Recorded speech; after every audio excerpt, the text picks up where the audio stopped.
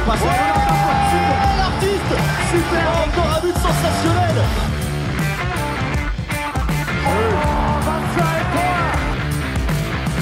That's a brilliant bit of follow-up play by Mahe. Oh my goodness me, what a shot.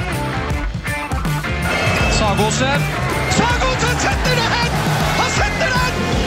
De er i semifinale igjen! Hello, handball fans. Welcome to the Uninformed Handball Hour. It's Chris here with a little intro before we get into the pod.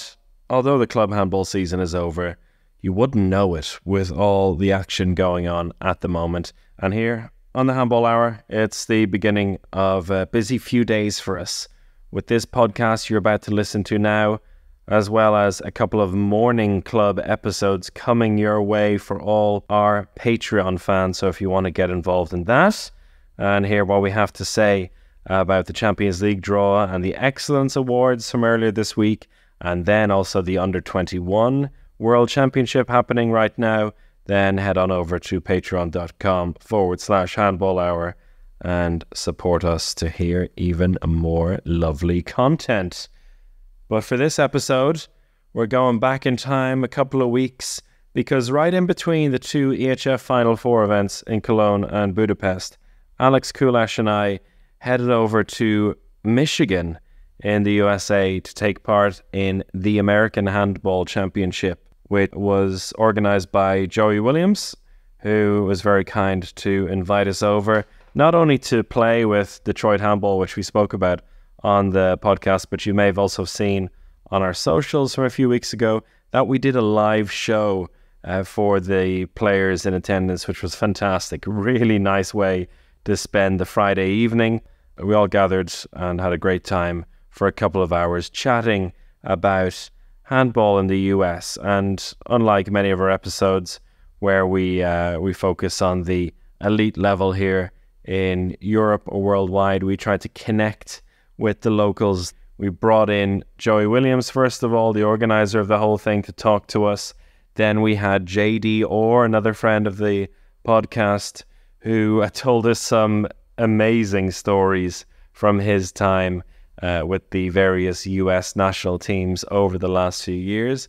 And we did something a little bit special. We brought our alternative awards to the American Handball Championship and had a bunch of the participating teams nominate their own players for these awards. So in the second half of the show, you'll also hear from Jacob Smith from Toronto Handball Club, from Michelle Nizza from RIP Beach Handball Club, Geran Christiansen from the Canadian Beach Handball team, Kurt Shaffer from Columbus Armada, and Richard Hesketh from Detroit give us their nominations and tell us a little bit about their own stories and their own teams as well. So a really enjoyable insight into American handball at the moment, which I'm sure we'll be hearing a lot more about in the years to come as we build up to LA 2028. So yeah, a bit of a different one. It's with a live audience as well, so a real good time. I hope you enjoy it as much as we did. On with the show. Hello everyone again! That's what we like to hear. And we are getting more chairs for people in the back. There we go. All right, welcome everyone. Alex, you should stand up maybe, because we have. I mean, honestly, we had 50 chairs here, and we thought there'd be about 12 people. So, and when it was at 9 o'clock, there was nobody here. But now look at you all. So it's wonderful to have you all come, and wonderful to be invited to be a part of this. So thank you to Joey Williams for that. We'll talk a lot more about him. But Alex, tell us a little bit about who we are and why we're here. I will. First, I'll say that we're just going to have to shout. We don't have any mics. So we're going to shout. And so are you, and a lot of you come up on stage as well over the next hour. So this will be an interactive show to an extent. We'll try that. But we are the Uninformed Handball Hour. Give us a cheer if you've ever heard of us. God. Yeah! All right. That's good. Give us a cheer if you've actually listened to one of our podcasts. Yeah! That's good. We'll take that. Okay, and no cheers about who hasn't heard of it. Well, now you will. Now you will. So, my name is Alex Kulesh.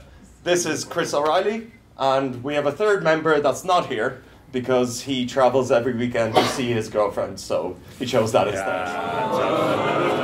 Brian! Yes. I hope someone's got that at a recording. But he's our funniest member, so you're missing out. Yeah, what can we say? Well, I'll introduce Chris first, for anyone who doesn't know Chris. Chris is a international handball commentator, a man on the scene. He gets recognised on buses in Sweden. He has commentated on the Champions League final. He's commentated on the European Championship final. Have you done the World? Yes, but not the final. Not the final. No, not yet. That's still to come. Yes. And I just like handball. So that's my role in this. But that's what's so fitting about this, I think, because we're doing it for a bunch of people who are all really just passionate about the sport, and that's what it's really nice to be a part of. And we got that big time today when we came to the championship. Do you want to close the door again there, Alex? The people who came in were clearly born in a barn or something. Bloody Americans or Canadians. Canadians. Yeah, I know. Yeah. But where was I? Oh, yeah. So it's lovely to share this with a bunch of other handball enthusiasts. We know, just like us, that most of you are paying money to play this sport and paying money to travel across the country or elsewhere. And coming in late to the show again. But to be fair, you've been helping us. You've been helping us. And he's also watching the Nuggets and Heat game. I really didn't want to leave. Yeah, there's going to be a lot of reverse heckling here. We're going to be coming at you. And what's really fun for us is, as Alex said, we go to a lot of major events around the world. Last week, I was in Budapest at the Women's Champions League final, where they broke a world record for the most amount of people watching a women's handball match. At 20,022 people. And here we were today playing one of the first games of the day in front of 22 people, which is fantastic. And clearly we didn't want any more people watching that game. For anyone who actually saw that game, it was bad. It was bad. We were about to wrap up and just cancel this whole trip. Yeah. We got 2 more wins, so we're yeah, exactly. We started the day pretty slowly.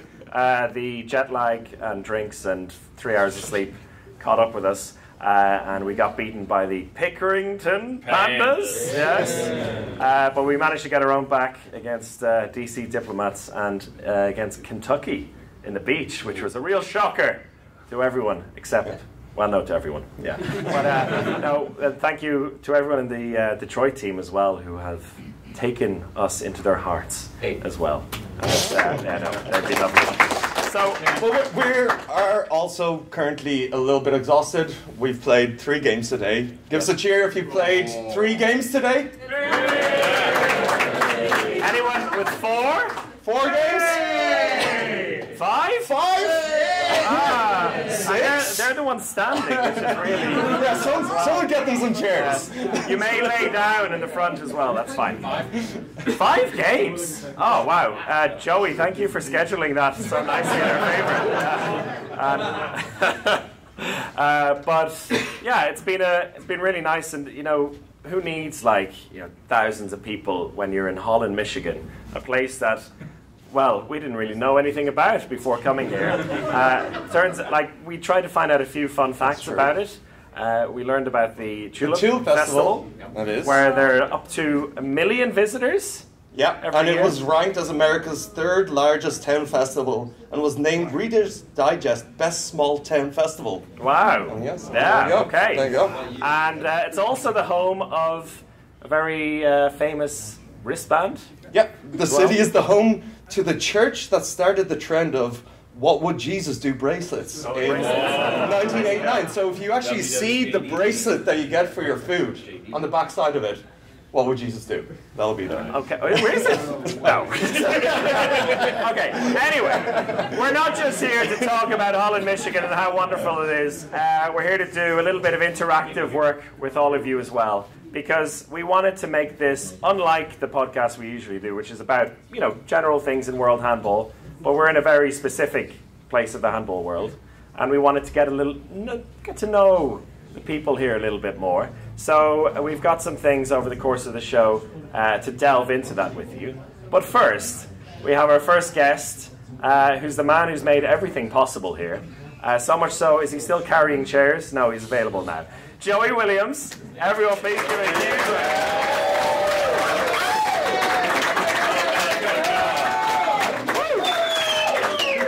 Now we're going to sit down like adults. No. All right. Okay. I don't think I can stand. Can everyone, like, is it okay if we sit? Can you see and hear? Yeah, okay. Yeah, lovely. Okay. Okay. You can stand. You can hear us. He's just reminding me that I'm under 6 foot, so... Okay. Joey, first of all, congratulations for getting all of these people here to watch a live show on a Friday night when there's the NBA Finals going on over there. That's really good going. So thank you. Oh, yeah, basketball. But, I mean, for us, what was interesting when you invited us or came up with this whole concept was basically this is a pirate national championship. We're going right into it, Yes. right out of it. All right, baby, let's go. Yeah, I mean, we're here to tear American handball apart. Oh, my word. This is going to be fun. Okay. So, tell Give us. us a cheer if you're a fan of the U.S. Handball Federation. Give us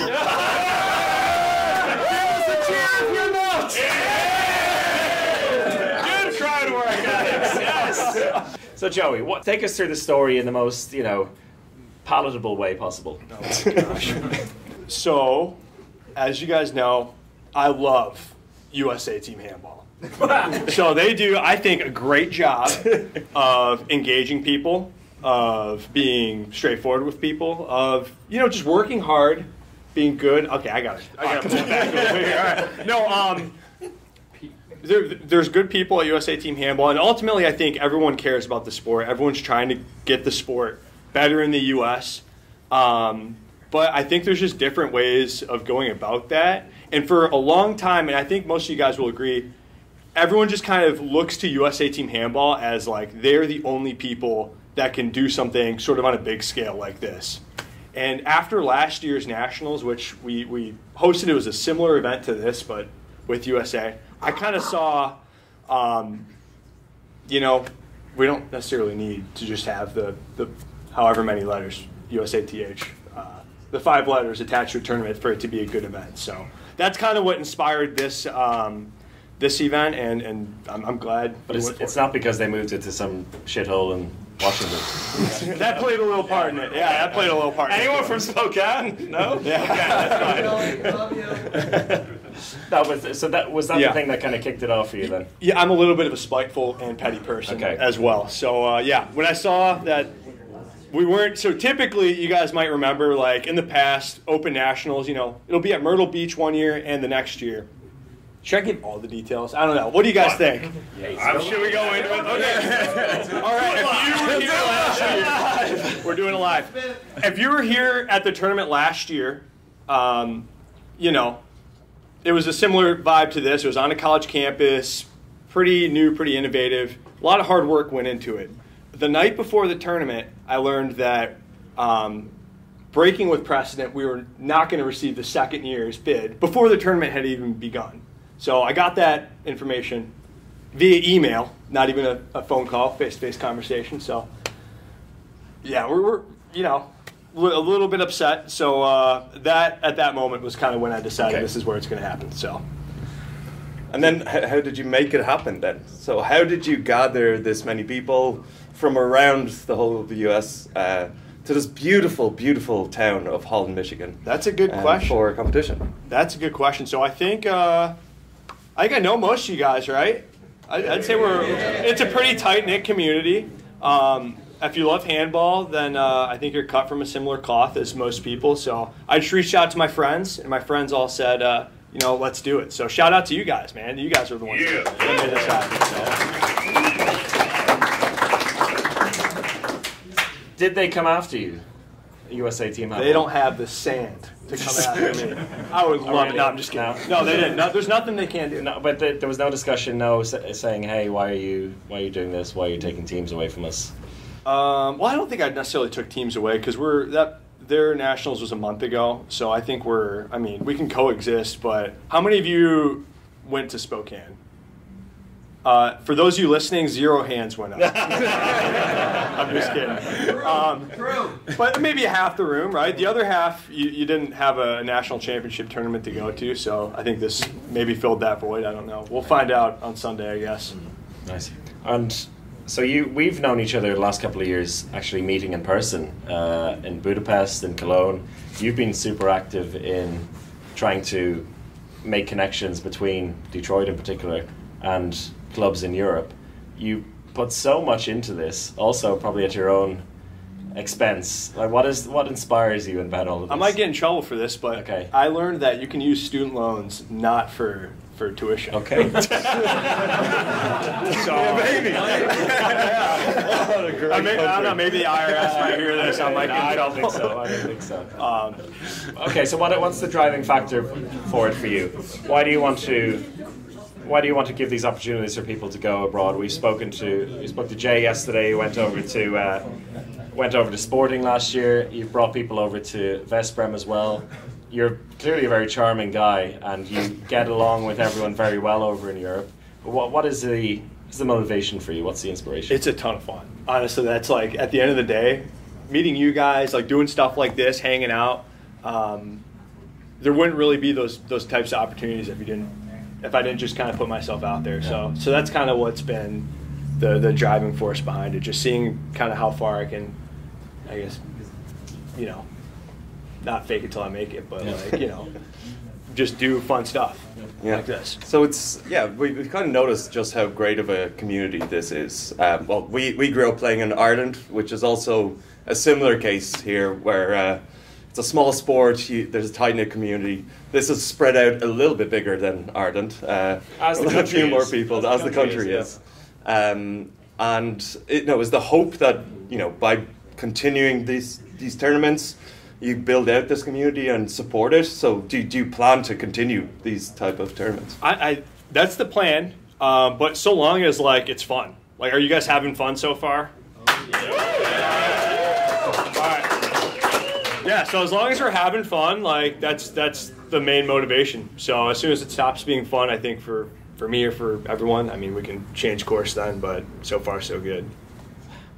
And something that's quite interesting in the USA in the last few years, basically since the country, LA in particular, was awarded the Olympics in 2028, there's been a lot of discussion about how the sport is going to grow in the US, how they're going to develop these national teams. This feels very different to that. It's like you've got everything that's happening on the elite, like the national team level, and trying to grow the sport in some ways. But these are like the people who are maybe left behind by all of that, because I always think there's a vision for the future, and they're like, oh, we need to basically get a bunch of Germans in, or for the men's team, or get a bunch of teenagers who are going to be somehow Olympians in 5 years' time. Yeah. However that happens in 5 years is kind of irrelevant to what's happening here and the community here. Do you feel, or is that the feeling here, that they're almost completely disconnected? I think a little bit. I don't think it necessarily needs to be antagonistic, right? I think we want to see Team USA beat Team Canada, right?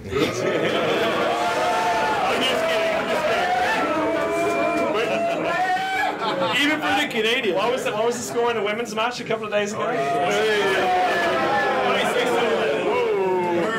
Whoops. No. Ouch. Well. Yeah, good point. We're a little ways away from an Olympic medal. But you know what? Just a little thought experiment, too, I like to think about is, let's say in 2028, we pull the biggest miracle in sports, USA wins the gold medal. Because I think that's what all the resources is going to, right? Yeah, exactly, right? Well, let's suspend reality. Suspend reality for a moment and just think to yourself, what happens the next day? Okay, there's a team of 16 guys who have Team USA on their shirt who have a gold medal. And that's all that would achieve, right? When I think really what everyone wants is more participation, more people watching the sport, more people following professional teams, right? I would venture to say, with a few exceptions like the Dream Team in the 90s, more people follow the NBA than they do USA basketball. right? So I think it's good intentions, but just not placed in the right place, if that makes any sense. And, you know, there's been a couple of similar examples the last couple of decades, right? So you had Sydney in 2000 with the Australians, again, a very like sporting mad country where handball was voted the most popular sport by fans at Sydney 2000, a country that has no idea about the sport. Thousands of people were trying to get into the sport afterwards. They were calling up the federation, but they had not thought about that at all. And there was nobody there to answer the calls, nobody there to answer the emails or the letters back in 2000 when they were writing the fax, the carrier pigeons. And they just lost all these people because there was nothing set up for afterwards. London 2012, they've done an amazing job in the UK, and we'll see the benefits of that, I think, probably in 15, 20 years. But hundreds, thousands of schools playing this sport now. It feels like that's the thing that whatever happens with the two teams playing, the men's and women's national teams, that there needs to be something put in place for afterwards. All of you people, if you're staying in the US, to also like be the coaches for the next generation. Because without all those volunteers, all those people to capture those people with the interest, it'll be like Australia again. Absolutely, and I think there's like so I played a sport called lacrosse, right? Not a very popular sport. At least it wasn't, right? But there's kind of a philosophy in the sport of like, if you play it, you have to give back in some way, right? And I think that that sentiment needs to be a little bit more popular in the handball world. Just giving back in the sense of, you know, trying to just get kids to play or trying to just start a club or do something like this, like just sacrificing something so that future generations can have it a little bit easier than you did. But yeah, I don't to kind of answer your question about what needs to be done. Like, I don't know. Obviously, it's going to be, I think, a big bump in popularity for handball, right? As it is every 4 years. Mm-hmm. But then you got to ask yourself, like, what's that demand actually? So like those people who are calling the federation, are they calling to, like, are they adults like us wanting to play? Are they parents wanting their kids to play? Are they adults who want to watch the sport? Yep. Right? Because those are kind of three different, for lack of a better term, like products that can be offered to the public. So it's a matter, I think, of addressing what that demand will look like and then putting something in place that will meet it efficiently, I think. Yeah. Mm-hmm. What did you think of the first date today? I thought it was great. What did you guys think? How did the first date go? Did anything go terribly wrong? Absolutely nothing. It was perfect. No. Well, here we go. Okay. Thanks for So last night, Alex and I flew in from Boston late last night. We got in about 11:30 in the evening, and Jay picked us up. Jay, who's a saint for picking us up at 11:30 at night for a 3-hour drive. For a 3-hour drive across from Detroit to here. But he said we have to make a stop off on the way, and I was like, "Oh, why?" He's like, "We don't have any balls for the tournament." My bad. So we forgot the ball. But do you want to pass on the blame to anyone else? Nope, absolutely not. Oh, no? Okay, just you, buddy. Yeah. Imagine coming this morning, right? And we're like, "Oh wait, we don't have any balls to play with." Well, we could have just gone to like a sporting goods store, right? Oh, yeah. Bought some handballs, right? That's pretty easy to do here in the U.S. Yeah, we just have a lot of resin and be just plenty of resin. We could have just made this a big TikTok shoot and just put a bunch of resin on the ball and yeah, my bad. No, all good. Really impressed. And before we let you go, then what are your dreams then for this event over the next couple of years? What would be like the perfect? Not talking about having like Best Bremen Barca here, but if you want, that'd be kind of cool. What do you think is possible for this tournament? I think we just keep getting bigger and bigger rooms for the Uninformed Handball Hour podcast. Maybe move up into a theater. Maybe some more chairs. We will have an interval very shortly as well, where you can get more drinks and do some thinking. Is something we want to do for you. But and maybe we'll get chairs for people standing. But yeah, besides accommodating us, what would you like to see? Let's just keep having. I can't swear. Yeah. Let's just keep fucking having fun. Like, I don't know. Like, let's just keep doing it, keep enjoying it, make it something to look forward to every year. Like, that's the dream. That's the dream, honestly, for this at least. I keep coming back to Holland, or Maybe. I don't know. Do you guys like Holland? Like, Nice. so far, so good. All right. Easy for us. Yeah. Hey, Spokane. How about Spokane? No! Can we do it during the Tulip Festival? Oh, yes. May time. Tulip Festival. We'll shoot for that. Oh, yeah. Ooh. Maybe next year. Maybe next year. Thank you, Williams. Thank you.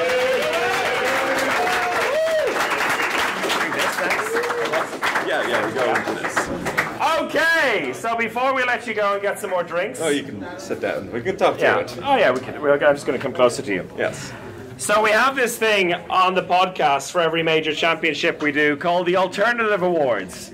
Because honestly, we're not so impressed with the usual all-star team stuff at major championships. They're decided by old men who don't really know the sport.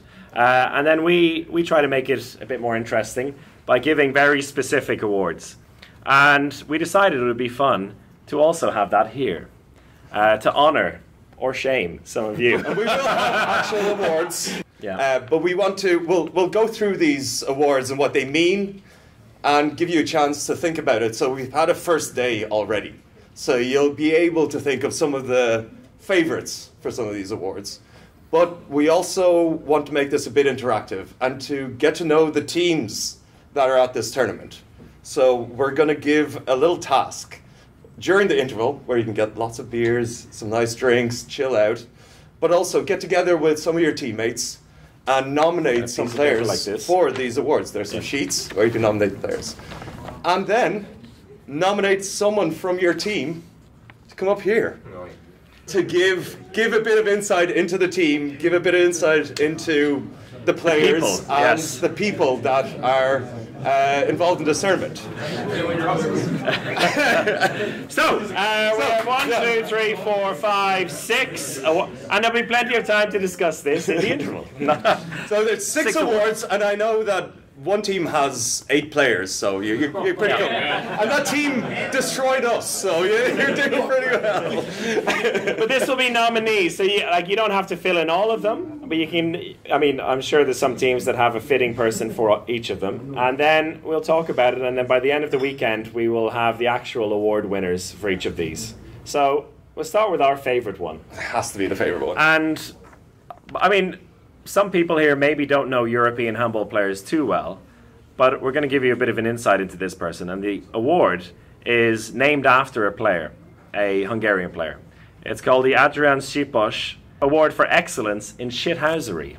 That's the bald guy, yes, exactly. Yeah. So originally this was named the Geran Christiansen Award for Excellence in Brutality, which gives you part of the award, but we thought it's too much. You don't want to reward people who actually injure other players. No. Who really hurt other players. What you want to reward is that perfect player who gets in an elbow that the referee doesn't see. Who, is great at time wasting. Is it like, he could roll over a little bit after getting hit. Knows how to get away with maybe a little bit of a dive. The player who shoots just here, but he knows he's going to shoot here and get away with it. Yeah, so basically a cheeky bastard who's just really good at getting away with it. I'm pretty sure every team can come up with someone for that. So that's the Geran Christiansen Award for Excellence in Shithousery. The next one I think is also very fitting for both where we come from and also for the USA, because we saw a lot of examples of it today. It's the Random Rocket Award. So this is someone who you don't always expect to have a brilliant shot, but just then out of nowhere, just pings one beautifully from 9 meters into the top corner, right? You're just like, what the fuck? How did that person do that? Every team. They can do it continually. That can be part of their skill. That random rocket is a weapon. Yeah. So. The Iron Face, Alex. The Iron Face Award. And today, to be fair, I don't think I saw too many Iron Faces, and that usually goes to a goalkeeper who gets absolutely someone's being pointed over there. Smashed in the face. That can go to a defender. Or defenders. Yeah.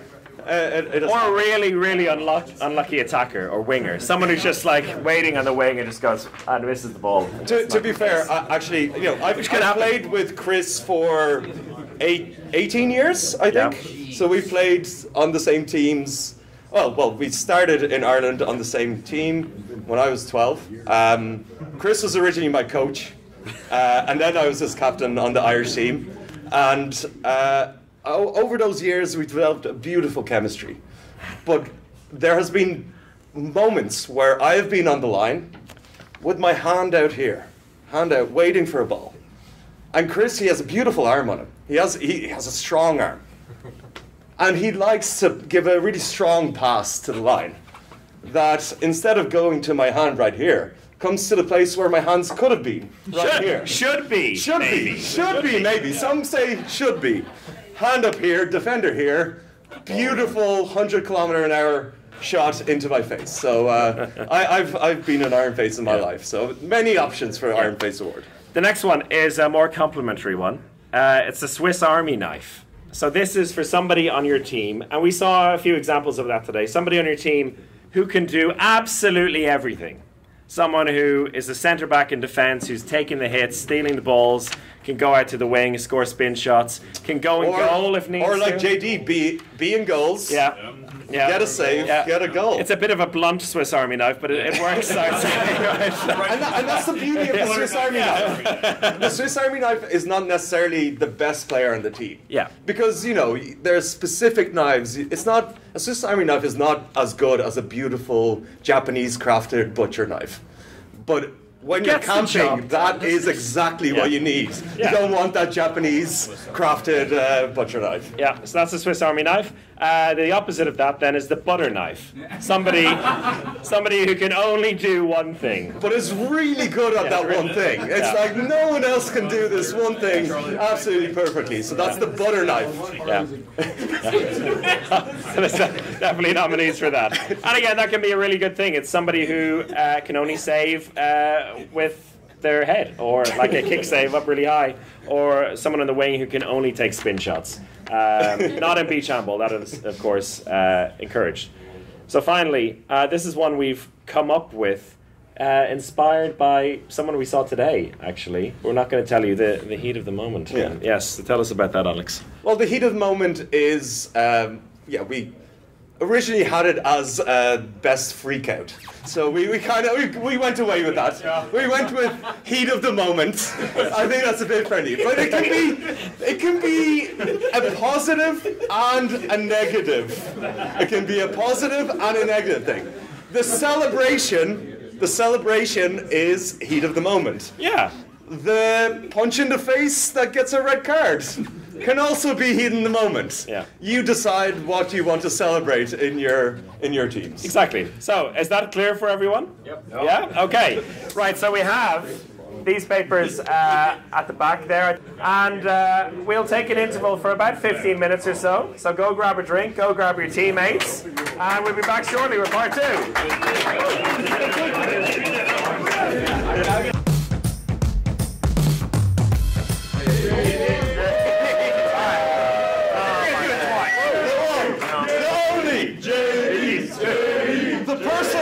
Ryan, our third podcast member, thought his first name was actually just 2 letters. Wild. JD. Wild. JD is America. Anything's possible in America. It actually stands for? I can't tell you that. Julian Donald. Julian Donald. No wonder you went for JD. 100%. 100%. Okay.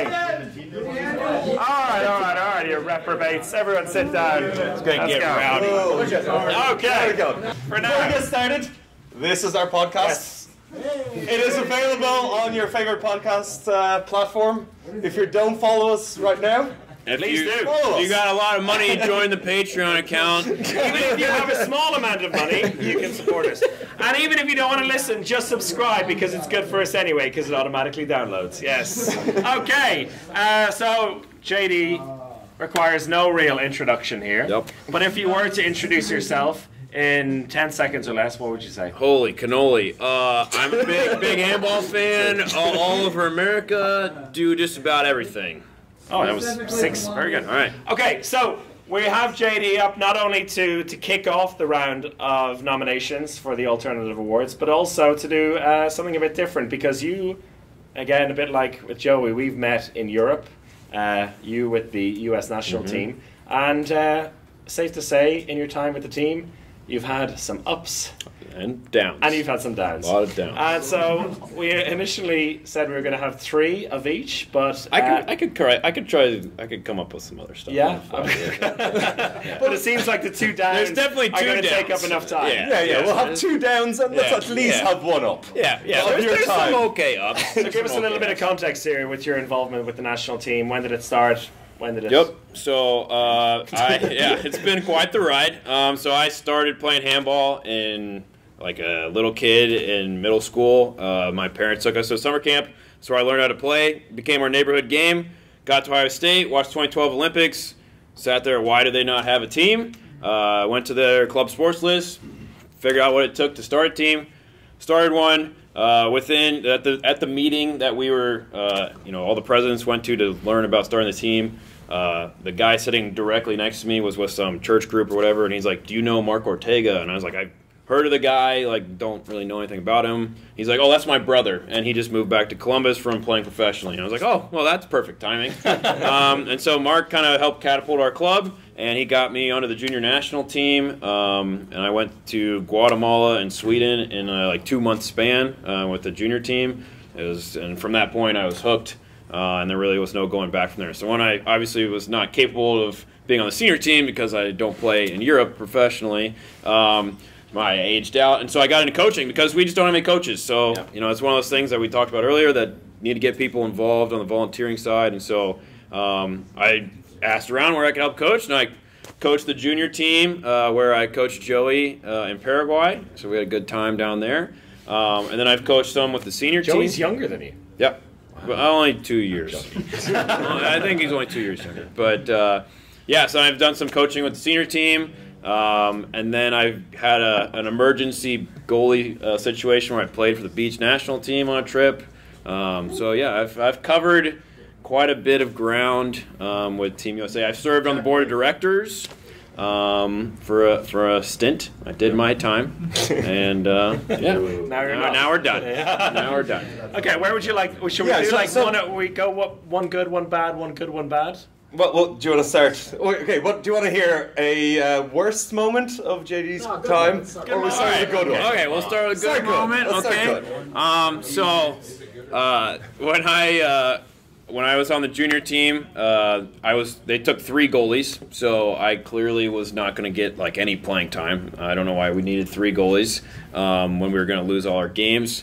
And so even for our training camp, we were in LA, and they didn't even have me play with the junior team. They had me play with Cal Heat. I wasn't even good enough to play for the team. But Cal Heat won the game, so I don't know. Say what you want about that. But anyway, so we're down in Guatemala for this tournament, and the first game's against Guatemala, host country. There's a decent number of people in the stands. There's a great atmosphere, and we get a 7-meter situation called. And the coach just looks down the end of the bench. He's like, "JD, go in for this." And I hadn't done anything at all with the team at this point because the training camp I was with Cal Heat the whole time. I didn't do anything with them. So I get in there, and I take 7, save the 7. We get the rebound, everybody's pumped, we're all excited, and I'm running off the court because I did my job, but we spent so much time celebrating that we got called for a 3-second. So then I was backpedaling all the way back to the goal. I slam into the goalpost as the guy with the ball is shooting it. He sends it over the goal. So I go collect the ball, I'm all disoriented, and I just throw it right back to him again. And so then there's only one guy left to defend him, and it's Abu, and he just shoves him away, and the guy shoots it, misses the goal again. I take a deep breath, get it to Abu, and I never see the court again. But I have 100% international save percentage, and that's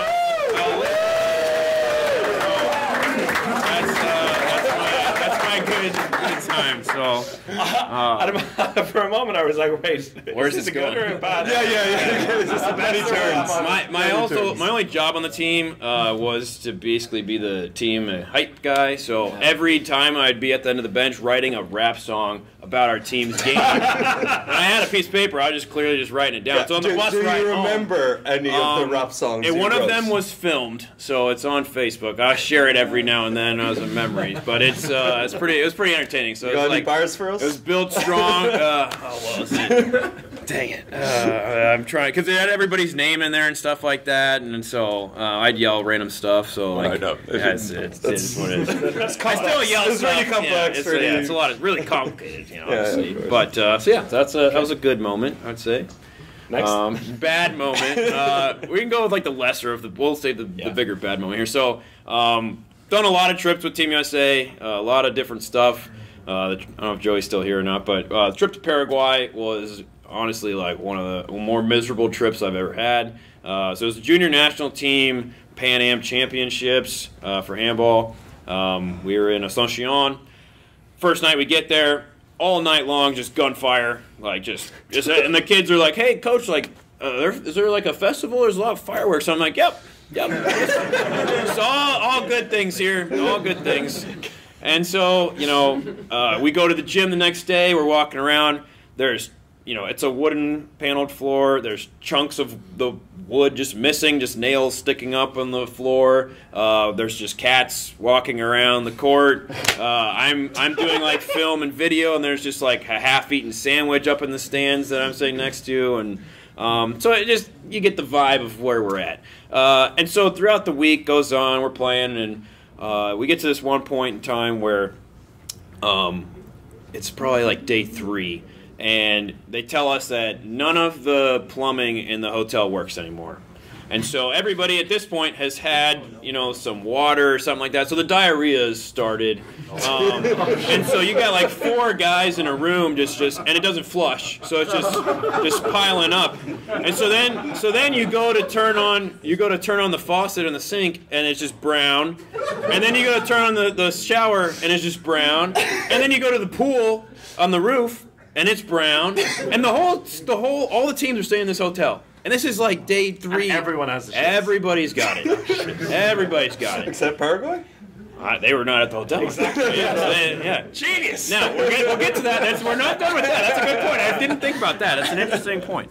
And so as the week goes on, we didn't shower for 4 or 5 days. It's Paraguay, 100% humidity. We are like practice in the morning, game in the evening. We're just disgusting. And we ended up finishing a very unfortunate 4th place, because in the 3rd place game against Chile. How many teams? 6. That's okay. Maybe. I got a 4. That's better than I expected. I thought it was going to be 4. We had like, I think in that game there was like 7 red cards. It was wild. So anyways, the bigger problem though is on the way home was, obviously we're just absolutely disgusting and we smell. But I was pretty responsible for one kid that was coming out of Columbus, and we both were flying from Columbus. I was kind of like his dad in that sense. Well, we're on the plane ride home, and they're like, Mr. Wheeler, we need you to leave the plane right now. And I was like, what?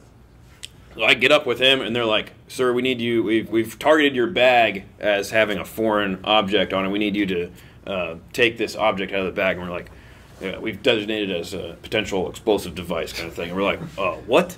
And so they took his bag off the plane, and like we're holding up the plane and all this stuff, and they open up his suitcase, and he had his ball in his bag, and they thought it was a bomb.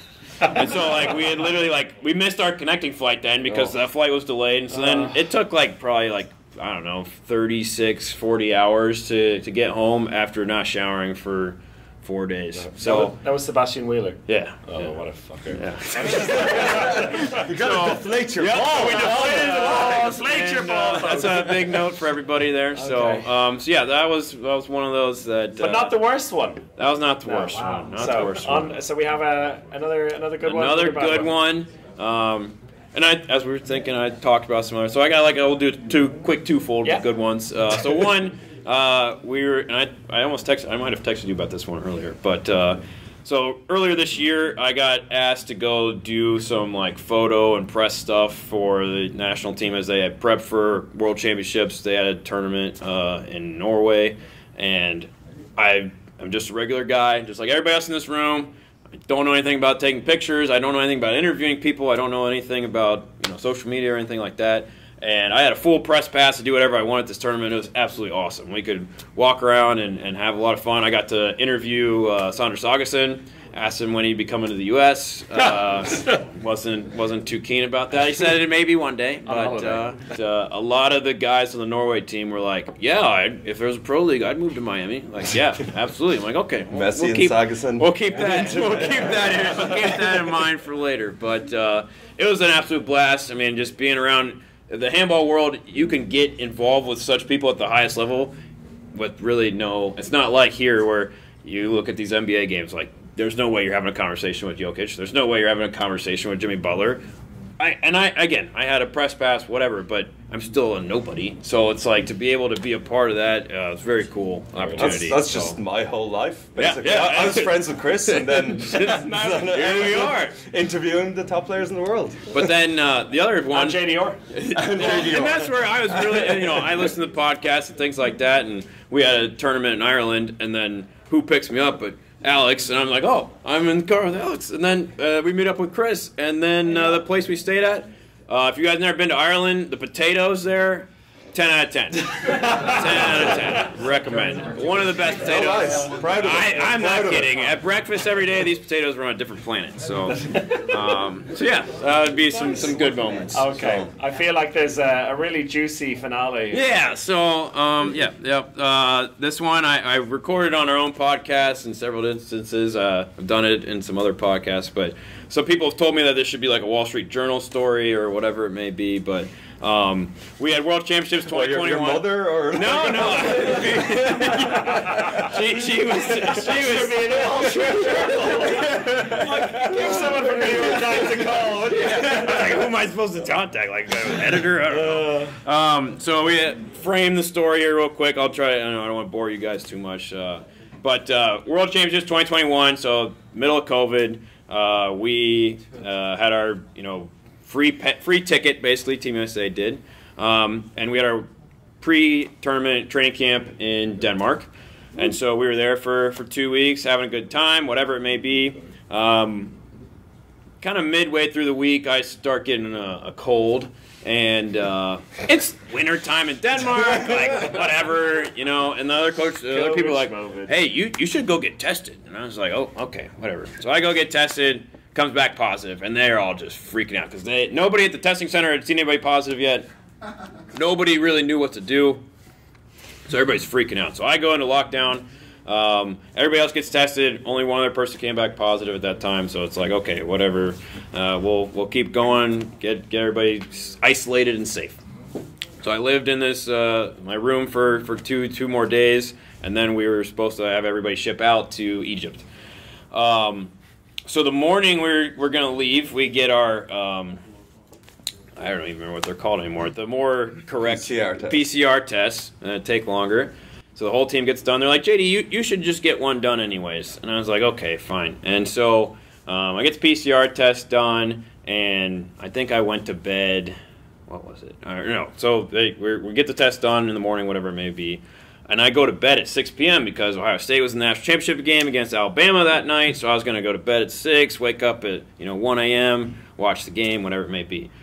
So they bang on my door at 6:30 and saying, hey, you tested negative. You need to get your stuff ready because you're leaving tomorrow morning. And I was like, what? And I was like, what else happened? And they're like, oh, well, 19 of our 30 people tested positive, and you're the only coach that tested negative. And I was like, okay. So you went from, like, COVID pariah to head coach. Yeah. So it was very tactical. So that's how it's done. I believe that's done. Sadly, this is not one of the better memories. Biological warfare. So from that point, I packed up all my stuff. My flight was out of Billund at 4 a.m. So I watched the first half of the game and whatever, and we had to get I always had to go to the technical meeting, so we had to get all the jerseys, all the other junk, and blah, blah, blah. Get on the plane. I have this letter saying, hey, I tested negative. They're like, what, all this baloney. Get on the next plane. I'm sitting there with, what's his face? I'm totally blanking. Wieslander was sitting behind me on the plane. Kind of an important player. One of the greatest handball players of all time. So I was just talking with him. Swedish legend, and also probably around, 55? yeah, late 50s. Yeah, Late 50s, probably not someone you want to give COVID to. Big time. Yep. Anyways, so he was sitting here having a conversation on the plane. Now I was with, we all get off the plane, and it's this whole big welcome to Egypt. It was like, oh, this is so cool. Like, oh, all right, this is awesome. And they had you do 2 COVID tests. They had like one that was like gonna be like a rapid test, and then the PCR test. And the one, at this point we'd done so many COVID tests, but they did where they did the swab the back of your throat and then took the same one and shoved it to your brain. And that one was everyone cried. Everyone cried. It was terrible. But so my rapid test came back positive, and they're like, okay, well, we're just gonna have you sit in this room until we get the PCR test. And I was like, okay, that's fine. So here I am thinking all along that the lady that did my PCR test in Denmark just did it incorrectly. And so I sit in this room. I'm in there for 8 hours. Nothing. No food, no water. Armed gunman at the door. He didn't speak any English. Couldn't go to the bathroom. Same song on repeat. It was the song of the tournament. There was no Wi-Fi, so I had nothing. I just sat there. I sent a $10 text to my wife saying, hey, just in case things don't go well here, this is what's going on. So the guy, I regret nothing. I love handball. The other piece here is that as soon as I got off the plane, they all took our passports. So I have not had my passport this whole time. And so again, remember, I haven't slept now since 8 a.m. the previous day because I stayed. I was going to sleep to watch the football game, and that didn't happen. But anyways, I can't sleep on planes. Not important. But the guy comes back who took my passport. He's like, "Hey, so you tested positive, and you have to leave the country right now." And I was like, "Okay." All right, so, and I kid you not, we walk out of this room, we walk out of the doors to the airport, and you would have thought it was right out of a movie. It's like 2 a.m. right now, it's just pitch black desert, and this van just comes and does a full power slide up. And he's like, all right, get in the van. I was like, no. I've seen enough Taken movies, like, this does not end well. And so we get, I'm only getting the van if he gets in the van. So he gets the van. But then, and I'm sitting in there, and it's like super sketchy. And I'm looking around, and he gets out of the van. And so I'm like trying to look out the windows. All the windows are blacked, and I'm like, and the driver's like, this. I was like, okay, all right, whatever. And we keep driving around. So now I'm looking around for stuff to like fight with. So there was like a glass bottle. I was like, I can, whatever may happen. Well, you had biological warfare on I the already side. could just, exactly. Just a little, And guy opens the door. We eventually stop. I mean, we drove around for 15, 20 minutes, so I was like, I don't know. I assume we're still at the airport, but who knows? It could be transferring me to another vehicle, and then now I'm gonzo. But get off the plane. Guy's like, all right, get your bags, get on this plane. And we're at the back of a plane. We're on the runway. I'm like, these are. Is there other people on this plane? Oh, I don't know yet. So this is I have 2 giant check bags, so I have all of the jerseys. And I'm like, these aren't going to fit in the overhead bin, sir. And he's like, get up there. And I was like, okay. So I take it up there, and I tell the jerseys. I tell the flight attendant, I'm like, these aren't going to fit. She's like, yeah, these aren't going to fit. So she's yelling at him in English. He's yelling at her in Arabic. It was like a whole big mess. And I'm like, okay, so where do you want me to sit? And I look, and again, this is like 2:33 in the morning, completely full flight. And remember, I just tested positive for COVID, and it's a completely full flight. And she's like, you can sit here, and there's like 1 row empty in the back, just like 1 3-seat set. I was like, okay. And then I'm sitting there, I'm like, do you have my passport? And she's like, no. I was like, I gotta go find this guy with my passport. So I run off the plane, and I'm just running around the tarmac. And there's the guy with my passport, like, just way over there. I'm like, dude. And he's like, oh, yeah, here you go. I'm like, you're just gonna let me get on this plane without my passport. And so we get back on. I asked the flight attendant, I'm like, so where are we going? And she's like, what do you mean? I was like, I don't have a ticket. Like, what do you mean you don't have a ticket? I was like, I was just told to get on this plane. She's like, are you crazy? I was like, yeah, I don't know. She's like, we're going to Frankfurt, Germany. I was like, okay, cool. So she's like calling other people now, like, what is this guy's deal? So then she's like, okay, he tested COVID, you have to wear this mask. I was like, okay, noted. So throughout the course of that flight, some other not luckily, but some other lady just like passed out or something like that. And so we land in Frankfurt, and they don't even get to the jet bridge. They stop. The medics come to deal with that lady, but then they also like looking at me. They're like, okay, you're like medically fine. You have to go with the police now. So then the police like escort me in front of everybody off the plane. And so then they interrogated me for like 2 or 3 hours. And they're like, why are you here? And I was like, I don't know. You tell me why I'm here. And they're like, you tested positive for COVID. Like, why are you coming to Germany? I was like, you don't have any proof that I tested positive for COVID. And they're like, well, we have reason to believe. Because the Egyptians never gave me a report So I still have my report from Denmark saying I tested negative. I'm like, all right, so I have this evidence that I can leave, so let me go to America. And they're like, no, no, no. You know, Germans being Germans, there was no, it's black or white, you know, and that's it. You know, Stefan's staring me down like, that's what it was. He was a very direct cop. And so he's like, you can either go into isolation now or retest. So I was like, hey, let's roll the dice again. You know? So I got my like police entourage, like 4 cops with me, walking through the whole Frankfurt airport to this testing center. We get the test done, and then they just had to babysit me until we got the results back. The results were inconclusive. Had to go get tested again. So now it's been like, I don't know, 14 hours. So the second shift crew's there, and they're in full hazmat suits. Like, I mean, you would have thought I was an alien or something at this point. So they were like, okay, well, you tested positive. You got to go to quarantine. I was like, okay, so they're like, what? Where do you want to stay? I was like, I just want to stay at the cheapest place possible. And, you know, if I'm paying for it, they're like, okay, so you, and I kid you not, they said, do you want to stay with the crackheads? And I was like, let's go one level above crackhead, please. And so then we get to the hotel. It was actually a very nice hotel, probably like 4 or 5 stars, 4.5. It was a solid hotel. Anyways, I stayed there for 6 days. I did some stuff on Twitch, legally streaming games and whatnot there. And then from there, I tried, when it came time to leave, I was working with our coaching staff to translate German to say, I need a letter to get out of here. The U.S. Federation wasn't going to let me leave for another 2 or 3 weeks because there was all this other baloney.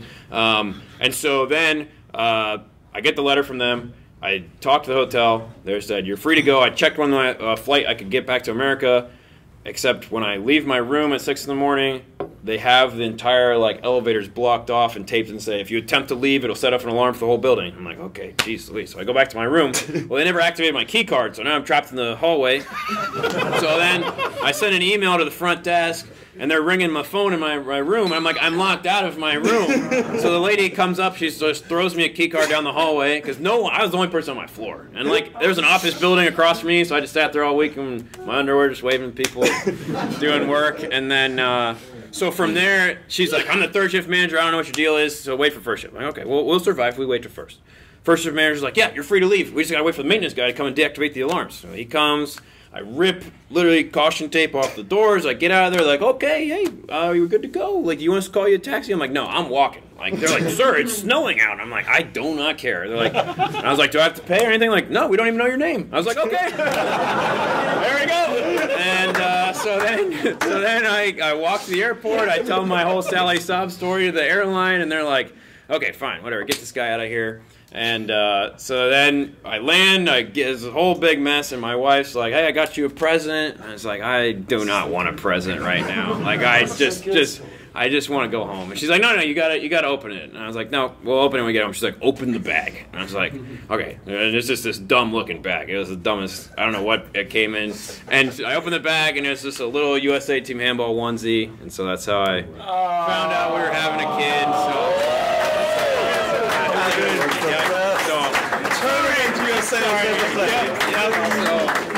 Sorry for the long story, but it's full circle. So yeah, real roller coaster. Yeah. Wow. We all went on a journey today. That was a journey. Okay, so that, we've gone through that. Where do we go from here, to be honest? Like, the awards, of course. We got the awards to do. Okay. The nominations. So we're going to go through every team who have submitted nominations, but we're going to start with you, JD, and you're responsible this time. Who are you taking responsibility for? I would say maybe do a couple of the awards for the nomination. I mean, technically I'm responsible for like, I don't know, a couple teams, but I'm playing for one team. Due to complications in communication, we brought 2 teams. But I will be representing the Pickerton Pandas today. Subsidiary of the Columbus Armada. Like that. They were all one big family. Anyways, so our Adrian Sheeposh winner, we didn't really have one, but in my opinion, it goes to Matt Bolger because he generates a lot of contact. Who's Matt Bolger? Yeah, so he pretty much just instigates a lot of contact, so there's a lot of means for hitting. I wouldn't say he doesn't do a ton of dirty stuff, but there's just a lot. He gave me an angry look in our game. Yeah, it's like a good level. It's the right level. The Armada, though, I'll let them speak for themselves. There's 3 people that are candidates for that, so okay, it's not a problem. Yeah, we got the numbers. Who else you got? Random Rocket, none other than Jake Hare Kennedy. Jake? Where's he at? He's not even here. Not even here to accept his nomination. Boo. Okay. Iron Face. Ryan Davis. He gets hit in the face every warm-ups. So yeah, keep an eye. Only in warm-ups. Okay. So Swiss Army knife. I voted for myself. I just felt like I did a lot of stuff for the team already at this point. I have to say, I really enjoyed. It was your second game against Minnesota. Milwaukee. Milwaukee, yeah. The other M in the country. Yeah. Milwaukee. And you're winning. You just conceded a goal. It was then like level, 33-33. And you decide then, this is the right time. All right. This is the right time for a goalkeeper to come and save the day in attack. Context to the situation, we were struggling to move the ball, and there's late stages. That's when you need the goalkeeper. So yeah, I'm gonna come and take care of business. And it generated something, nothing negative. So yeah, that's the score was? We did lose. We did lose. 35, 33, 34, 36. Yeah. Anyways, yes. All right. But yeah, that is a fair one, I think, for Swiss Army Knife. You did a bit of everything. Because you didn't expect to play in goal. I expected to only play in goal. And then the first game they had me play in the court, which I never play in court except for practice. So I got to teach the children, how to play the game. Any other nominees here? Butter knife. Charlie Harper. Yeah, he pretty much just slam dunk every right wing shot as a right-handed guy that was taking care of business. Nice. So heat of the moment also goes to Ryan Davis for his 2-minute. After yelling at the referee. I yelled the same thing first, and I didn't get a 2-minute. And then he yelled it after I yelled it. So that's the pandas. So very good. Thank you, JD. Of course. For a wild journey.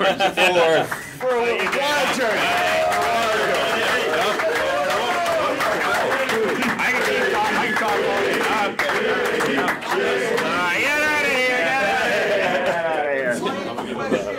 Oh, and you have a gift for us, but not for here. Yes, I will give it. I think you give it afterwards. Fair enough. All right. Okay, so I think we've heard about the US just way too much. So let's get some Canada up here. Toronto. Who we got there? We got Jake Smith to talk about the ball. All right, Jake Smith. Woo. I'm sorry, America, for talking to you. As soon as I heard that, I knew I was in trouble. Hello. Did you know you were being nominated? I did, because they wrote speaker on it. Okay. Yeah. Right, so there's your piece of paper. There's only my your cheat piece sheet of a little. paper. Okay. So let's ask about Handball Club Toronto. Well, I'm fairly new to it, actually. so this is awful. Perfect. No, because pandemic happened, and for me, I'm 2 years into handball now, very, very new. And hockey in Canada is very expensive. So I was like, I played gym class handball, which is a dodgeball and shooting from a 3-point line, no contact. And I'm like, I enjoy that. Hello. So I found Toronto Handball Club, and I genuinely thought it was the same thing. And within a month, I was in Montreal in a tournament. And I joked about it last year, and now I'm in Michigan, and now I'm in Michigan again. There you are. And I talk enough that they bring me here. So no, that's perfect. And we did hear that we have in this audience the son of the founder of Handball in Canada. Right. Right. Yes, please stand up. Please stand up.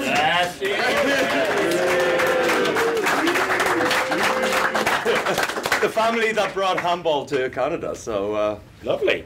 And so are there any Toronto people who've been around for maybe like 6, 7, 8 years? Does anyone remember Mark Ferguson? Yeah. Yes? Of course. Is he still involved somehow? No, he became a firefighter. Exactly. Because Mark played handball with us for many years in the Irish national team. Yeah, I actually just texted him and Yes. and he's like, minus Chris and Alex. Are they talking shit? Yes! He knows as well. But yes, lovely guy. Anyway, give us your nominations. Yeah. For the shithousery, Stefan there was already talking enough for us. Yeah, the feisty guy gets involved. Honestly, genuinely, no one's dirty on our team. You're Canadian. But he, That's the hardest one. genuinely. But he can get under my skin too in practice, so he gets so. What does he do that's particularly annoying? What do you do? Moderator. He talks well. Oh, he talks well. He talks well. He swears in German. He swears in German. I don't understand German, so that doesn't get to me as much. No. But what does get to you in training? What's Stefan. Oh, he's at training. Oh. No, I enjoy it. It's for me, like I ran like cross country for years, so it's like not really team environment. Yeah. So I joined here, and I'm like, oh, like everyone enjoys it. Everyone's showing up here. We're all enjoying each other's company, so it's a good group. I find usually people like that, you prefer to have them on your team than against you, though. Oh, absolutely. When they're a pain in the arse. Always a gem. Yeah, there you go. Okay, what else you got for us? The Rocket, Rafa. Where's Rafa?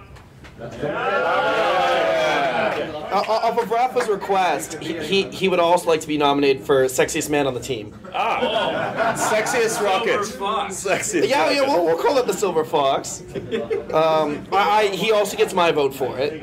Okay, we'll keep an eye for the Rocket. Oh, both. Both. Okay. Let me get a good look at him there. Rafa, stand up. Rafa, give us a stand. Give us a twirl. Turn around. For all the listeners, imagine a mix of Ryan Reynolds and God himself, and that's just in the back of the room. I love the audio description. I like it. Yes. Okay, as your random rocket. Sexy I think Rafa's not aggressive enough. In general, he'll score. He'll chip a penalty shot when we absolutely need to score it, which is stressful, but it goes in. You score from a lot of angles, eh? You do very well. We did lose today, so maybe not today. I don't think we win a lot of awards today. Okay. Nice. What else? Iron Face. We got both our goalies. I have a funny story. My second practice, I said, hey, like, as a shooter, is there anything I can do wrong? And they're like, oh, yeah, if you hit a goalie in the face next year, it's a red card. And I'm like, oh, like, does that happen often? And they're like, no, not really, because if you're uncontested, you don't do it. And I never threw a stick-em before this practice. So within a span of 6 minutes, I hit both goalies in the face. Wide open, uncontested, no one in my way, and joked with the second goalie that I didn't hit yet, saying at least that wasn't you, and then we switched sides. And then immediately hit Andy in the face. What position do you play? Oh, well, when I get out there, wing. Because that is the worst then. So someone who's like pretty new, playing in the wing, particularly if they've got resin and is just like stuck. Yeah, right-handed right wing, because we don't have a lot of left-hand shooters. That's guaranteed. Yeah, in the face or in the ball. Exactly, and I like that right-hand corner, which is where their face is. It looks so open. It looks so far. If I could only aim there, especially at the beginning. Okay. So the names are Vlad and? Vlad and Andy, both are goalies. Okay. Well, we have some goalies at home that, I've banged up too, but those are the two that are here. All right, so anyone facing Toronto this weekend? No, don't worry. It's only my team I hit in the face. All right, okay. I know it's a red in a game. You can't be doing that. Lovely. Swiss Army knife. Glenn. Is Glenn here? Yeah. Glenn's dressed up as well. Glenn. He's giving Rafa a run for his money. Handsome men at the back there. I think for the good first half, Glenn was with us. He strictly played wing, and then we were short, and he just started playing back, and now he plays everywhere. Okay. He's got a good shot, quick, and jump. How good of a defender are you? Glenn, how good of a defender? Swiss Army knife. Defense is also important. And he dresses well too. That should be involved. Keeps them away with. Can we be nominated as best dressed team if I got a few of the guys to stand up? That's looking pretty good so far. Yeah, we're 2 for 2 out there. Yeah. No, thank you. I try. I mean, all three of us, really. I know, well, Party shirts on. Exactly. that's why we're here. So what else? Butter knife. The butter knife, it was me. I thought it was going to be because of running. But they made sure to write in brackets here, it's for my talking. Oh, no! Not the only thing you can do in handball is talk. Are we talking trash talking here? No. Because trash talk Just speaking loudly. Okay. That's good. That's a good skill in handball. In communication. But I'm so new that, especially the first year, it wasn't useful communication. Go score the gut thing. Well, a big thing for me was I'd say like turn, and they'd be like, or like face, and they'd kind of look at me because it's just not our lingo. And I'd be like, oh, like second wave, and they're like, oh, now we know what's going on. And I'm like, all right, now everyone's on the same page because I'm just pulling from like hockey or soccer or something. So it's a lot of words, and especially in the first year, not a lot of useful words, just like. What's your favorite thing to shout on the court? What's your go-to thing? I say lovely a lot now when we do things well. Lovely. Oh. That's very Irish. Yeah, I do. I'm a big fan of lovely as well. Yeah. Okay, nice. Yeah. All right. And finally, heat of the moment, Johnny fouls a lot. Johnny. Johnny. It has to be an Italian. Is it? Is Johnny not Italian? What's Johnny's background? Romanian. Oh yeah. Oh yeah. No, it's just a name, Johnny. Johnny has like. Yeah, Johnny has. We have an Italian former teammate who, early in my career, hip checked me into a wall from the wing and gave me concussion, and then tripped me up by the leg another time, and gave me the best advice I've ever been given as a young player, and actually fitting for you as well. So he said, look, in a match, and this is very important, I think, for this level of handball as well. In a match, if the goalkeeper saves the first shot against you, it's okay. But if they save the second shot against you, third shot in the face, then he won't save anymore. That was our Gianni. Now tell us about your Gianni. I mean, I think I've hit the goalies in the face enough for my team. Johnny's good. Johnny's banged me below the belt a few times going past me with swim moves. He goes low a few times. I don't know how that happens. So one arm goes over the other. Yeah. It sounds like some good shithousery as well. It is. We'll keep an eye out for Johnny in the. The first time it happens in a practice, you're good. The second time, you're like, dude, please just go around me. Like, no. We're scrimmaging. We've got no subs. It's all good. Go around, please. Nice. All right. Thank you so much. Excellent. Thank you. Hey. Cheers. Chris, you pick the next one. Okay, all right. Let's have a look here. Here we go. Oh, we got the beach. Good. Pick one quickly. Okay. Let's go for R.I.P. Anyone from R.I.P. here? Rip.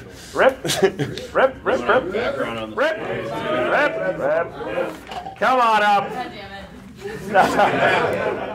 What's your name? It's not on a piece of paper. Woo! It's Michelle Nizza. Michelle what? Nizza. Nizza. Everyone welcome Michelle Nizza. Woo! Okay. It's R.I.P. or RIP?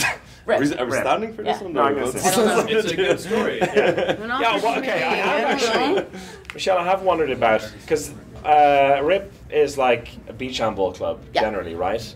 In my part of the world, it usually means to rest in peace, right? Is that also fitting for this team? No, I mean, we do die in the sand sometimes because sunshine and sand and stuff like that, and cardio can be hard once in a while.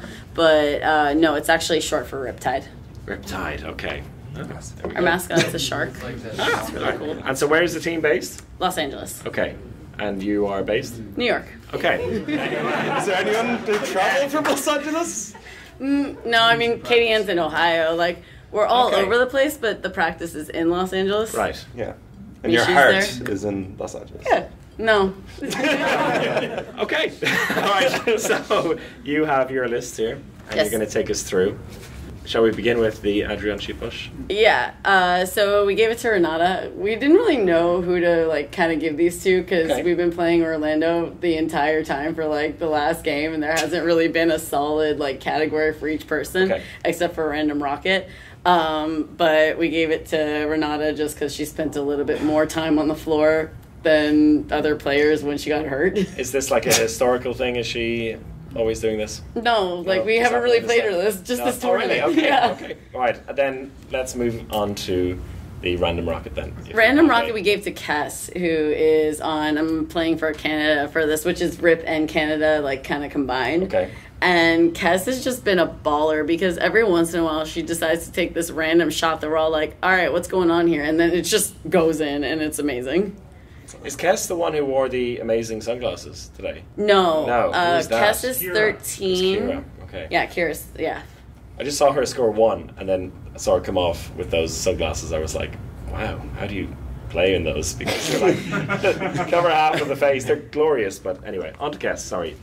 More on anything else you can tell us about Kess and her random rockets? She's a badass. Okay. And she wears 13, which is my preferred number, so I like her even more. Okay, nice. But which number do you have then? Right now 11, but it's only for as long as the tape decides to stay on. Oh, nice. I like that. Yes. The first time we played beach handball with our team in Ireland, the Brass Bros, we couldn't get jerseys on time. So one of our guys bought one set of white and one set of green, basically wife beaters, these like really terrible t-shirts. And we spray painted our logo on the night before. The logo that was designed the night before. Exactly, and they lasted just about for the whole tournament, but they were absolutely manky by the end of it. So tape, yeah, I can appreciate that. Very good. Doesn't get in your hair. Oh, there you go. So what else have you got for us? Well, Iron Face was me, just because I think I'm the only one that got hit in the face today. Are you play or a defender? I was defender. It was an offender that hit me in the face. Yeah, because I was like looking if I had a nosebleed or whatever, because I think she cut the inside of my nose. But we're good. With her hand? I'm not totally sure. Okay. Blood is pretty good. Or is that opposite of an iron face in terms of you're pretty weak? I mean, I played rugby too before rugby basketball. We always said give blood, play rugby. So maybe it's the same thing with handball. Yeah. Nice. Yeah, I like that. Very good. Very fitting iron face. The first blood. Well, we have one of our adopted goalkeepers for Beach, Julian, got a bloody hand. We don't really know how that happened. Have you figured that out? Yeah, I hit the pipe. Okay. Off the goal. Okay. In the heat of the moment, right? Swiss Army knife we gave to Katie Ann. Yeah. Katie Ann. I think she just wrote herself in there. Katie Ann, why? Why are you so amazing? Why are you the Swiss Army knife? Well, I'm a goalie and I play defense and I scored a couple goals from defense. So yeah, Swiss Army knife. That's pretty Swiss Army knife. She's pretty badass, overall. Beach handball is very good for like exposing the Swiss Army knives among us. It's true. And also the butter knives. Butter knives. Those who can only literally do one thing. We didn't even write in butter knife. You're all just missed it. That's fine. Then what's the last one? Heat of the moment we gave to, I don't know how to pronounce his name, Kibe, the coach from Orlando. Tell us why. Because he's just boisterous. Singular laugh in the corner. On the bench. He was the only one that got a warning from the refs today for the Orlando side. Like he's just big. He was kind of an obvious one for us. And so tell us a little bit more about you then, your life in handball. How did you get involved? Basically, I was living in Los Angeles and I was playing beach volleyball because I played basketball and rugby before this. And then Raj on the men's beach team was like, hey, you have all the time to like try do volleyball, why don't you try beach handball? And then I met her and then I was stuck. And then I ended up moving back to New York, first Boston and then New York. But when I was in Boston, I had started just as the pandemic happened. So then there was like another 2 years of not playing.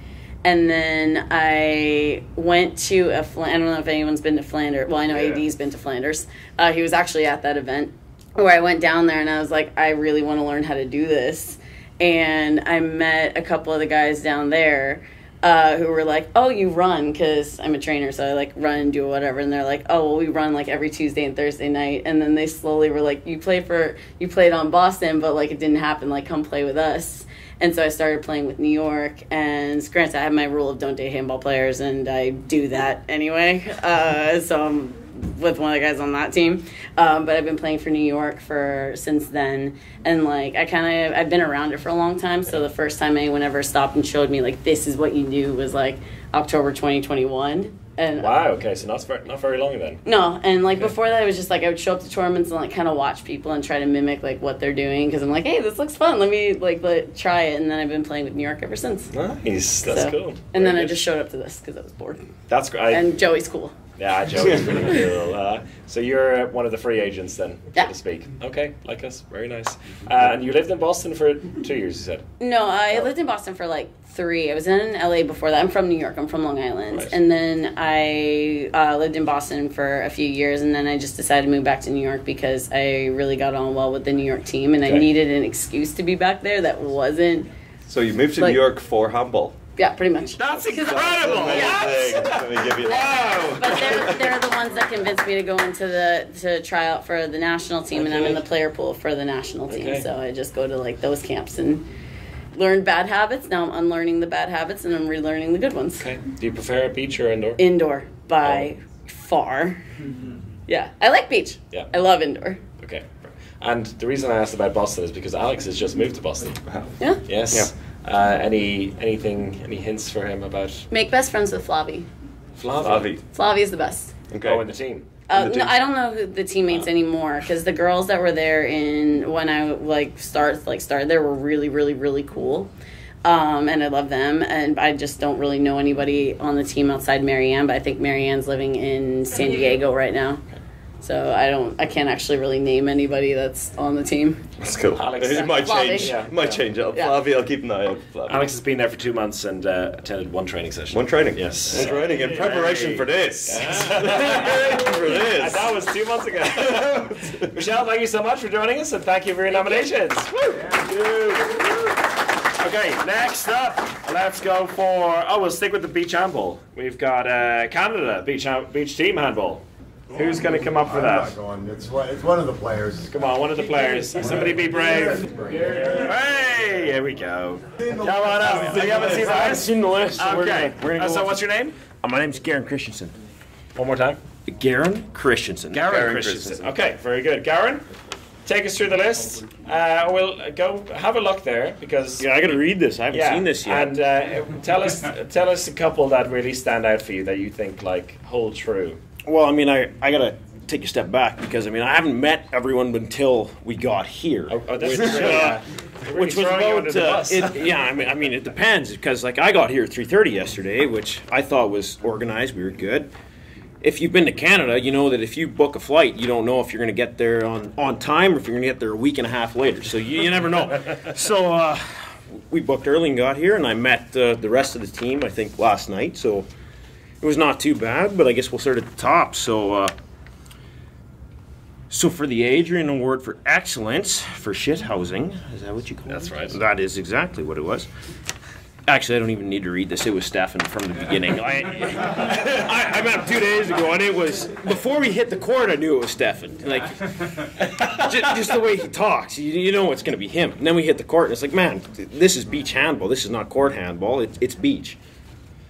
And he's hitting you, but he's not hitting you. But he's hitting you, and he's stripping the ball, and he's excellent at pretending that he's innocent, but he's not. Okay. It's Stefan, stand up there. Yeah, please stand up because I've known you for a day and a half. Because we're playing you tomorrow, so we need to watch out. In that case, I take it back. Then the guy who you're looking for is Steve. Steve, please stand up. No, it's Stefan. No, it's Steve. It's Steve. It's definitely Steve. Actually, we don't play Steve because Steve played for 5 minutes once in LA and broke his hand, so we don't allow Steve to play anymore.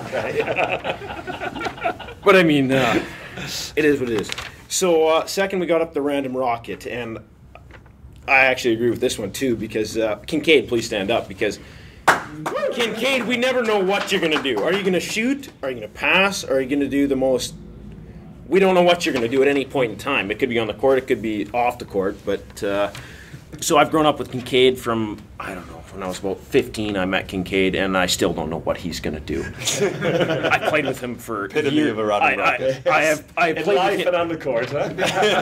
Literally for years, I've played with him on the court, on court handball, on beach handball, and I need to be ready for a pass. It's got to be hitting me perfect. It's got to be hitting me. I got to be diving for it. It could come from anywhere, or he could pass to the other team. We don't know. Everyone's got to be ready at all times. You never know what's going to happen. I like that. This is the most compelling case so far for a random rocket. Yeah, that's and even to add to that, so it leans into the random element. Well, I haven't even heard much about the rocket element, but we can.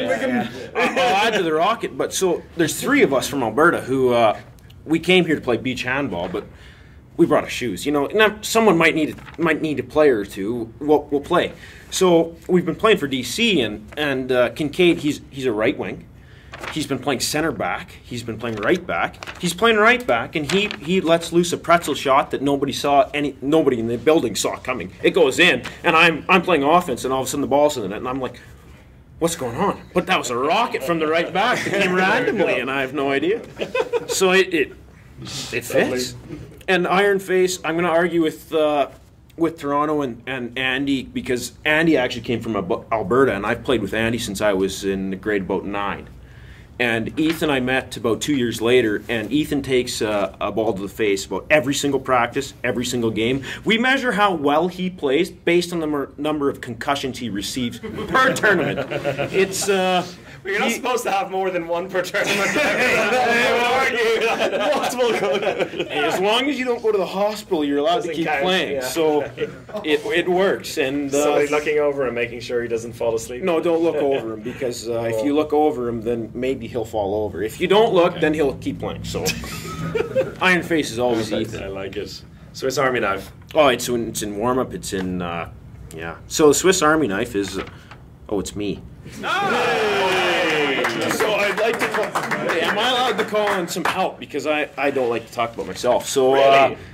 Can somebody please from Alberta, Toronto, Canada, anybody please stand up and talk about me? Why do you think they nominated you? Well, I don't know. I guess I'm not very big, but I played every single position out there. So I don't know. I started playing handball in grade 7, and in grade 7 to 9, I was a goalie. I was a center back, and well, I think it does make sense, because you came here to play beach, and you brought your handball shoes along, and then you started playing indoor as well. So that's a pretty Swiss Army knife move. That is true. I am ready. If somebody needs me, I will play. So, I mean, that's the only time I get recognition. So, what position is your favorite in indoor? In indoor, I'm left wing. Left wing, because you played there against us today. Yeah. And I went in the wing, and I heard you say, an actual left-hander, I have to do something now. Yeah, no, that's the epitome of like, don't make me work. That's the epitome of my existence. I get a call, I go, oh shit, I actually have to play. So, but yeah, no, I guess I'm ready to play. There you go. Play whenever. So. And the butter knife in your team? No one in Canada is a butter knife. No. So let me get this straight. What a weird flex. I'd like to point this out. Butter is soft. And we aren't soft. Okay. And if it's minus 50, we're out working. If it's plus 30, we're struggling, but we're out working. And if it's anywhere in between, we'll meet you to the task. It's we don't.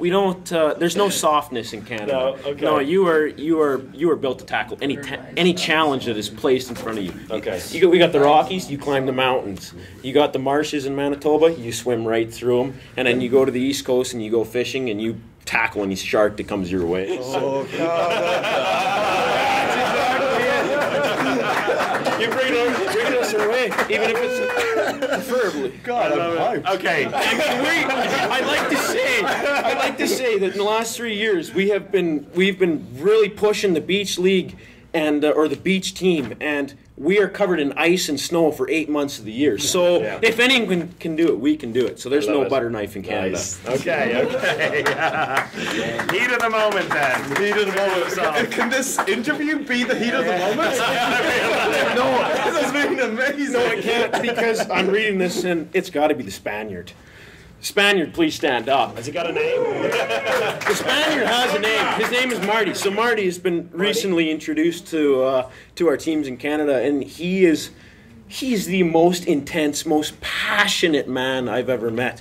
And I don't know what it is, but he's there every time. He saved our ass on the beach court today. I mean, diving saves after diving saves. I gotta say this: we got two of the goalies here with us are I would say. They're the two best goalies in Canada. They are fantastic. They give everything they got, and heat of the moment, we're playing. He's a goalie, and he is he's grabbing me. He said, "You gotta do something on offense, or I'm gonna have to take it over because you guys don't have it. I have it though, and he's gonna be there." So I gotta go. It's Marty all the way because you know what? Heat of the moment, positive. Always positive. If we got to rise to the occasion, he's there. If he's got to calm a teammate because he's also the heat of the moment and about to throw our entire team out of a tournament, he's also there to calm him down. So I got to go with Marty. He is always the heat of the moment. Good stuff. Well done, Marty, and well done you. Brilliant stuff. Thanks for throwing me on the spot. We're almost done. We only have Columbus, Armada, and Detroit, so I think because we've already had them featured on the show, we're going to do them like quick fire, side by side. So let's have someone from Columbus, Armada, and someone from Detroit up on the stage. Let's go. Do it standing. So, how we go? I think we do it like how about you debate style. only 15 seconds. 15 seconds per nomination. All right. And we have Kurt. Hi. Yes. Hi, and we have Richard. Yep. Co-owner of the Armada. I'm just a guy. Just a guy with a love of handball. I like to throw ball. There you go. And you like to save ball. I like to. I'd be surprised if you're not in this list. But anyway, let's go. Start with Columbus, Armada, and Kurt. Certainly, for our Shithousery Award, we have Thomas Royce. Thomas has an uncanny ability to stand and be run into by people, and occasionally maybe sticks an arm out here or there, which may or may not end up in someone laying on the floor. He doesn't really, make it a point to be that kind of way. It just kind of attracts to him, and after all, that is what happens when you're like 6'9" and freaking giant. I don't know. Very good. So for us, the Adrian Sippos Award is Julian Geiger. He likes to get under people's skin, but he always laughs at it. Like it's almost like sinister. He's like pushes you, elbows you, and then he laughs at you. It's it's a talent. Yeah, that's a great ability because Julian got two minutes in the first 10 minutes. Yeah. And then didn't get sent off the rest of the game. That is impressive. But he also didn't play defense. Great coaching as well. After that, it was like, okay, so Julian's going to play an attack. Alex, you're going to come in and do defense for him. Okay, and next up, we're going to go for Random Rocket. Absolutely. So Columbus has Devin Bartlett for Random Rocket. He scored 0 of these goals, but he shot about 5 goals, mixture of between his legs, facing away from the goal, behind the back, over his shoulder. Every single one of them, it seemed, for both games was not called as a follow-through. So none of them actually counted. But Devin was hitting those all day. He was begging the referees to just let one stick. And they just did it. And fair enough. The refs make the refs' choices, but he would have had some ridiculous highlight reels if any of those things counted today. Well, Devin, you've got recognition. So there you go. So for us, the Random Rocket is Caleb. He's one of our Detroit-grown, homegrown players that doesn't know anything about handball and is still learning. And he does nothing particularly really well, but then there's this one moment where he'll score in the tournament, and we're like, okay, well, that's just happened. But we love him. You know, he comes out and he tries really hard, so that's a good thing. That's all that matters. We're on to Iron Face. I feel like this good one's coming here. Absolutely. So, of course, everybody on Columbus is extremely good. That's why we're undefeated indoors today. But for Iron Face, we have none other than Wait a second. Is that not just because you've got all these Nyack boys? The last time I checked, the win column doesn't have an asterisk. Really? Yeah. So, anyways, Iron Face goes to a non-NIAC player from down in Kentucky, Jacob Roberts, who has put on a Julian Delanore in his prime performance today. He's taken, I don't think he ever took a shot directly in the face, but he had one shot that he specifically said he felt like he was getting throated by the player who shot it. was his statement. But he did go down for about 30 seconds after that one. But other than that, he got hit on every other part of his body too. So I think he deserves that one for today. Very nice. Yeah, for us it was, they voted me being a goalie. It just happened. I've been lucky lately. In practice I do get nailed on occasion, but in tournaments I tend to duck pretty well, so I tend to avoid most of them. Well, today you did not avoid, particularly at the end of that game against DC. You were a fucking hero. Yeah. So we would have blown it if you weren't there. So, next up.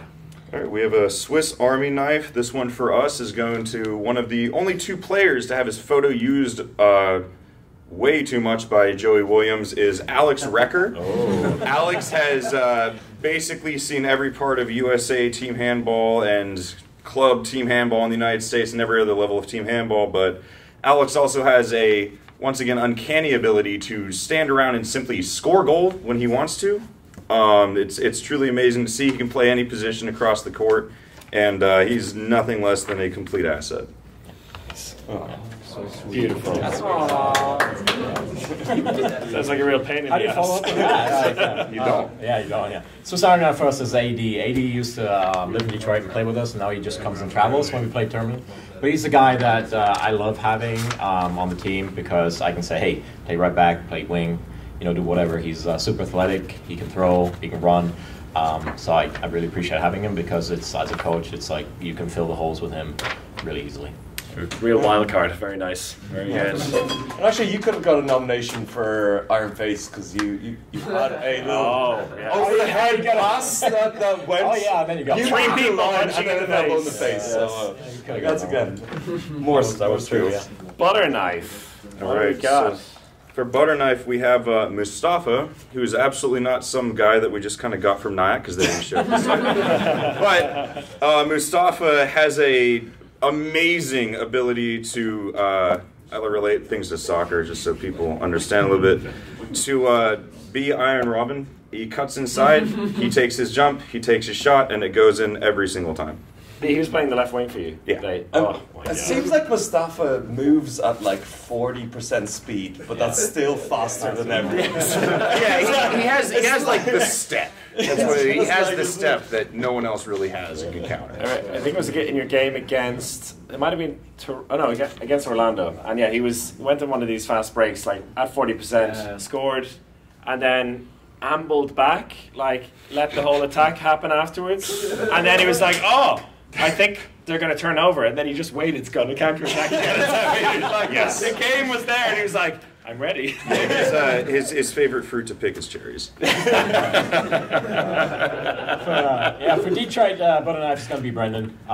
He runs, he jumps, and he shoots from the wing, and he does that really well. And Brendan just had the hottest streak on the beach. Yeah. That was wild. Yeah. Single-handedly took down Kentucky. Yeah. Watch out, Canada. We got Brendan for you tomorrow. Finally, heat of the moment. Oh boy! So for heat of the moment, we have the player that really makes player management part of my job title. Mike King is very much probably the most skilled guy on the court at any point in time. He has the switch in his head where he can simply decide to score at will, and there's nothing you can do to stop it. He also has the other switch right next to it, which says, actually, ref, you're wrong. And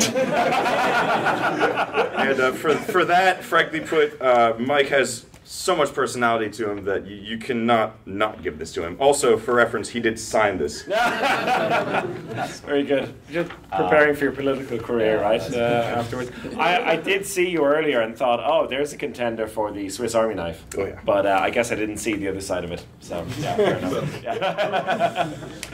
Heat of the moment for us. We don't really have many hotheads on the team. I mean, there's a couple that maybe get a little, but so I wanted to give it to actually Joey because we have this tournament because the heat of the moment of USA Team Handball kind of pulling away the second Adrian tournament. He decided we're doing this. Yes, you.